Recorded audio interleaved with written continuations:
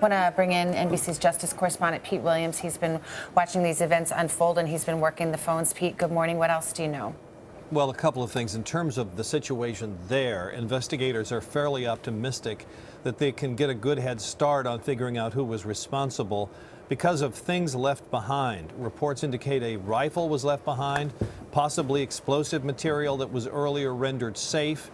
There have been reports that there is a body of an attacker there, which may or may not have IDs on it, but certainly will be checked for fingerprints. So they're off to a good start, they believe, but we've not gotten any confirmed information on who the attackers were or who they were associated with, though it's obvious that there may be some connection with ISIS. That's what members of Congress have been saying, that this attack has all the hallmarks of an ISIS-inspired or directed attack. In terms of the response here in the U.S., American authorities from all throughout the federal government are in touch with their European counterparts, but there have been no formal recommendations to the operators of American airports, train stations, or subways on what measures they should take, simply because there's no intelligence information indicating any plans to attack those facilities.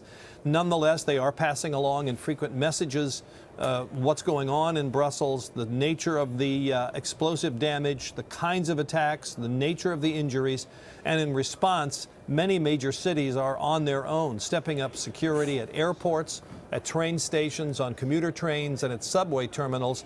We're seeing this in New York, Washington, D.C., Chicago, and Los Angeles, and Boston so far.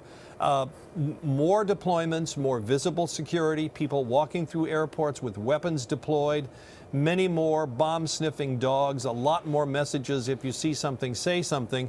But beyond that, at least so far, we don't get any indication that there are going to be major changes in access to airports, subway stations, or train stations here in the U.S.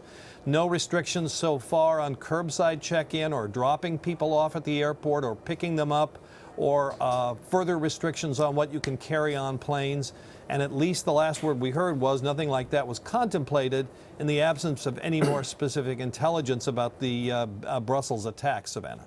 You know, Pete, I'll take it for a second. You've made such a good point earlier. You say so often when we talk about airport security, what we're talking about is what happens at the moment you present your ID to TSA and then go through the screening gates and off to the actual departure gates. And yet you made the point that so often when we talk about attacks at airports, those attacks occur prior to that security, in the pre-security common areas of an airport.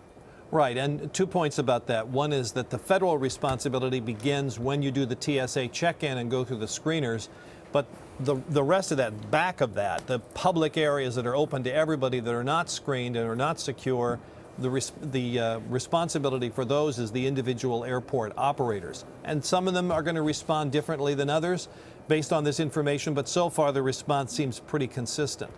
The second point is that the government does, though, give recommendations, and that's what we've been looking for today, but so far none other than just what you would expect, the usual things. They're passing along what is publicly known about what's happened in Brussels. Okay, Pete Williams. Pete, thank you as always.